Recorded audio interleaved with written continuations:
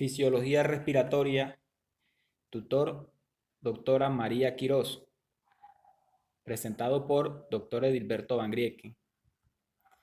Tema 3, vamos a desarrollar los diferentes ítems: distensibilidad pulmonar, histéresis pulmonar, curva de distensibilidad pulmonar, distensibilidad estática y dinámica, fuerzas de tensión superficial y sufractantes pulmonar. Distensibilidad pulmonar es el grado de expansión en los pulmones por unidad de incremento de la presión transvascular. La distensibilidad aplica tanto en elementos de fibras como de órganos huecos, como por ejemplo los pulmones, corazón, vejiga, caja torácica y pared abdominal.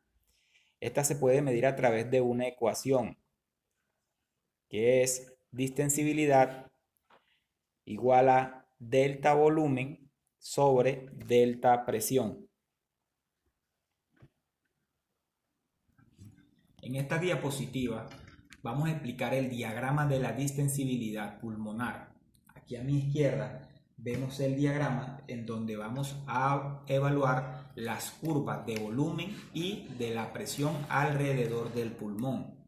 Entonces, mientras la presión alrededor del pulmón sea negativa, entre más negativa sea, más va a ser el incremento del volumen dentro de él. Entonces, en este diagrama vamos a encontrar el asa de la inspiración y el asa de la expiración. Vamos a encontrar los diferentes recorridos que tiene cada uno de ellos. Esta diferencia es la que conocemos con el nombre de histéresis pulmonar. Entonces, al inicio de la expiración va a tener un valor de 0. ¿Por qué? Porque va a empezar sobre la abscisa de la presión atmosférica, pero teniendo en cuenta de que inicia sobre el volumen que hay en el pulmón, que es el que conocemos con el nombre de volumen residual. La expiración tiene dos inflexiones, que son la inflexión inferior y la inflexión superior. Al inicio de la expiración hasta el punto de inflexión inferior, vamos a ver la dificultad que tiene el alveolo para expandirse. Esto se debe por la resistencia que le hace el pulmón para su inflación. Luego de que el alveolo vence esa resistencia, inicia el punto de inflexión,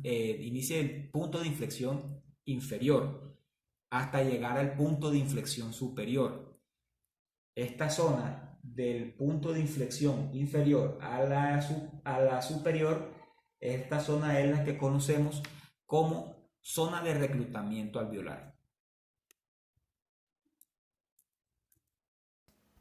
Histéresis pulmonar es el fenómeno que identifica la diferencia de volumen en cada fase para un mismo valor de presión. Esta representa la resistencia del pulmón a aceptar un cambio de volumen y volver a su mismo volumen inicial. Distensibilidad estática y dinámica. Distensibilidad estática es el cambio de volumen pulmonar debido a la aplicación de un... Se denomina estática cuando la medición se realiza en ausencia de flujo y representa la distensibilidad del pulmón. Esta se mide modificando la fórmula original. Entonces quedaría distensibilidad estática igual a volumen total expirado sobre presión de la meseta inspiratoria. Distensibilidad dinámica es el cambio de volumen del conjunto toracopulmonar por cada unidad de presión aplicada. Representa entonces la capacidad de adaptación tanto del pulmón como de la caja torácica. Esta se mide a través de la expansión. La ecuación sería distensibilidad dinámica igual a volumen total inspirado sobre presión inspiratoria máxima. Fuerza de tensión superficial. Se denomina tensión superficial de un líquido a la cantidad de energía necesaria para aumentar su superficie por unidad de área. Cuando el agua forma una superficie en el aire, las moléculas de la superficie del agua experimentan una atracción fuerte entre sí. Como resultado, la superficie del agua siempre está intentando contraerse. La ley de Laplace. La presión dentro de una esfera es directamente proporcional a la tensión superficial e inversamente proporcional al radio de la esfera. Surfactante pulmonar. Es un agente tensoactivo presente en los alvéolos pulmonares que en contacto con el agua modifica su tensión superficial. Está formado por una mezcla de proteínas y lípidos secretados por neumocitos tipo 2. Su principal función es disminuir la tensión superficial de la fina lámina de líquido que cubre los alvéolos pulmonares, facilitando su expansión. Está compuesto por fosfolípido 80%, dipolmitorilfosfatidilcolina, proteínas 10% y otros lípidos 10%.